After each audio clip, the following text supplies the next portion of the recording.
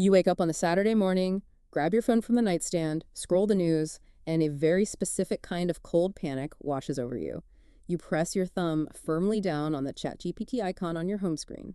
You wait for it to jiggle, and you just hit delete. Millions of people did that over a single weekend.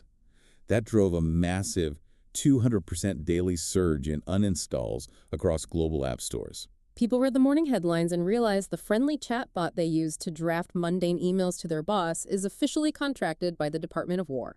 Opening your phone and seeing that app suddenly feels like staring at a piece of military hardware sitting in your living room.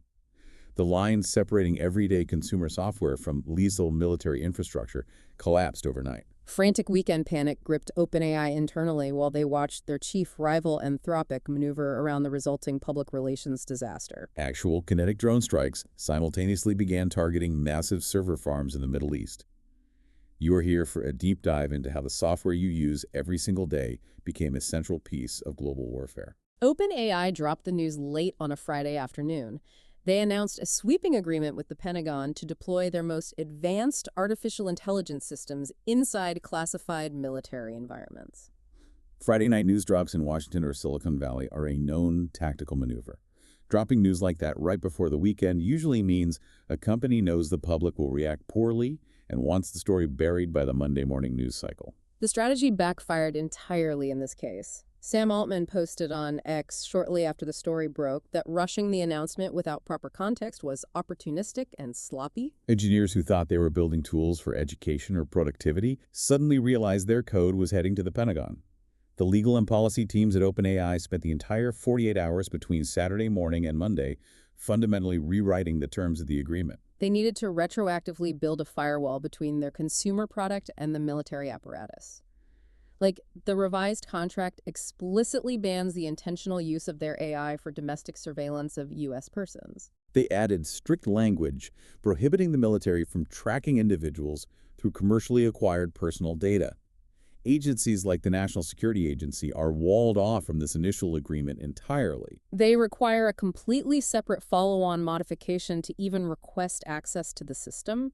The sheer speed of these revisions shows a company caught completely off guard by the public's moral boundaries. They cited the FISA Act of 1978 and the Posse Comitatus Act in the revised contract.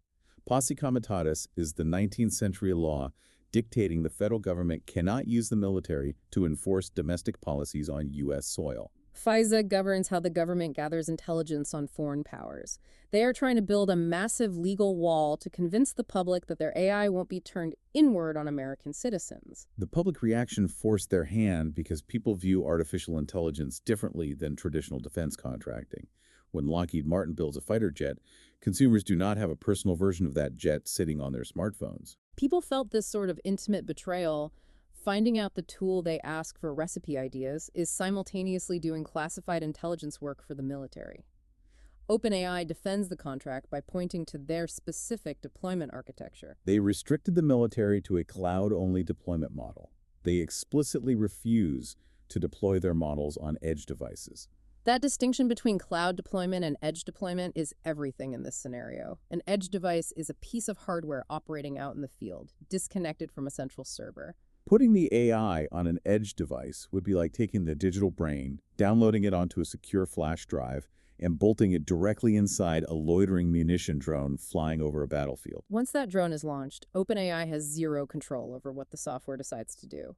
Choosing a cloud-only deployment is kind of keeping the remote control firmly in the manufacturer's hand. Retaining full discretion over their safety stack allows OpenAI to keep cleared engineers physically in the loop. They refuse to hand over raw, unconstrained models to the military. The Department of War is restricted to querying models that OpenAI actively monitors, ensuring the AI is not independently directing autonomous weapons. Contracts are only as strong as the enforcement mechanisms backing them up. The company stated they would terminate the agreement immediately if the military violates the terms.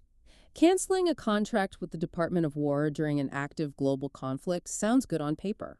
Actually, unplugging the Pentagon's intelligence apparatus in the middle of a war is a completely different reality. Anthropic forced the issue by refusing to cross their own corporate red line. They flatly denied the Department of Defense's request to ease restrictions on fully autonomous weapons. The Defense Department wanted more leeway for generative models to operate without constant human oversight in high-stress combat zones. Anthropic refused to sign a contract that lacked the specific, verifiable safety guarantees they demanded. That refusal triggered an immediate political reprisal from Washington. The Trump administration blacklisted Anthropic. The consumer reaction was instantaneous. Claude shot straight to the top of the Apple App Store ranking globally. Millions of people suddenly decided they wanted a pacifist AI alternative on their phones. Buying into Claude became a digital anti-war protest for the tech-savvy public. If Claude is blacklisted by the administration and Anthropic explicitly refused to work with the military directly, how is Claude currently being used in the U.S.-Israel war with Iran? Ingesting massive streams of visual data and processing it in fractions of a second is Palantir's Maven system's primary function. The platform pulls in raw satellite imagery and intercepted intelligence reports from the battlefield. They route that massive unstructured dataset through commercial AI systems to interpret the information. A human analyst takes hours to scan high-resolution satellite photos to determine if a shadow on a dirt road belongs to a civilian water truck or a mobile missile launcher. The human eye suffers from fatigue and cognitive overload after staring at monitors for 14 hours. The language model scans the pixel density and heat signatures to identify targets instantly. It compares the current image against millions of historical satellite photos to spot anomalies. Palantir's head of UK operations, Louis Mosley, stated the software helps make faster and more lethal decisions on the ground. Palantir exploits a specific loophole in military doctrine regarding autonomous weapons. They ensure a human operator clicks the final button to authorize a strike, meaning the system technically avoids the rigid definition of a fully autonomous weapon. Lieutenant Colonel Amanda Gustav, the chief data officer for NATO's task force Maven, stressed they are always introducing a human in the loop. The AI does 99% of the data sorting. It flags the target and calculates the coordinates. The human in the loop simply reviews the AI's recommendation and approves the action. The human acts as a rubber stamp for the algorithm. Oxford professor Maria Rosaria Tadeo pointed out a grim consequence of this fallout. With Anthropic cut out of the direct Pentagon deal, the most safety-conscious actor has been removed from the negotiating table entirely. Anthropic was founded by former OpenAI researchers who left specifically because they felt the industry was moving too fast and ignoring safety constraints. When the company prioritizing safety refuses to sign the contract, the Defense Department simply partners with companies willing to accept their terms without pushing back on the guardrails. OpenAI stepped into the vacuum Anthropic left behind. They claimed their agreement has stricter guardrails than Anthropic's original contract offer. They position themselves as the responsible adults in the room. They argue the U.S. military needs the best technological tools to defend against adversaries who are rapidly weaponizing artificial intelligence on their own. They are writing the rules of engagement for algorithmic warfare in real time. The political maneuvering in Washington directly translates to real-world explosions in the desert. We are moving from software contracts to physical hardware. Iran's Islamic Revolutionary Guard Corps Qatam al-Anbiya headquarters released a highly produced threat video declaring all ICT companies in the region legitimate military targets. They specifically highlighted the UAE USAI campus being built by G42. That Stargate facility spans 10 square miles of desert. It starts at 1 gigawatt and scales to 5 gigawatts of power consumption just for OpenAI's specific operations. To put that abstract number into perspective, the Hoover Dam generates roughly 2 gigawatts of power. This single data center campus requires the equivalent of 2.5 Hoover Dams running at maximum capacity just to keep the servers online. A facility the size of a small city consuming the electricity of millions of homes is impossible to hide from a drone operator. You basically cannot camouflage 5 gigawatts of thermal exhaust radiating in the desert. The scale of the Stargate initiative makes it highly vulnerable to conventional warfare. 5 gigawatts of power requires massive local infrastructure to sustain. Disrupting localized energy generation or physical supply lines takes the AI offline immediately. If a drone strikes the cooling towers, the servers overheat and melt down in a matter of minutes. The IRGC threat video featured bizarre inaccuracies that almost distract from the danger. They put digital crosshairs over Sam Altman and NVIDIA's Jensen Huang, but they mistakenly labeled Cisco's Jeetu Patel as Microsoft CEO Satya Nadella. Striking AWS data centers in the UAE and Bahrain with kinetic drones proves their technical incompetence doesn't minimize the physical threat.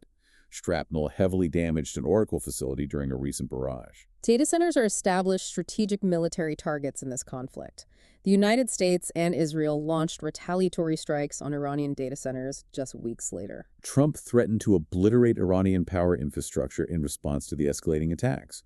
We are watching an escalating war where the primary targets are server racks and cooling units rather than traditional military bases. Destroying the enemy's compute power is now prioritized over destroying their artillery. You build a 5-gigawatt data center in the Middle East to run military intelligence, and you are building a stationary bullseye. The military relies entirely on the cloud, but the cloud lives on the ground. The physicalization of the cloud is the massive blind spot in these defense contracts being signed in Washington. OpenAI can write all the legal restrictions they want about domestic surveillance and edge deployments, but those rules are enforced by physical servers sitting in active war zones. The AI industry spent the last decade convincing the public that the cloud was an abstract, ethereal space floating above us. They marketed it as invisible, weightless infrastructure. The reality of the Iran war forces everyone to acknowledge the extreme physical footprint of artificial intelligence. Once you realize the software drafting your emails is directing satellite surveillance, you understand why those server farms are taking missile fire. The cloud is no longer an invisible network holding our vacation photos and emails. The massive, energy-hungry data centers powering these language models are 21st century munitions factories. They are stationary, highly visible targets sitting in active war zones. Goodbye.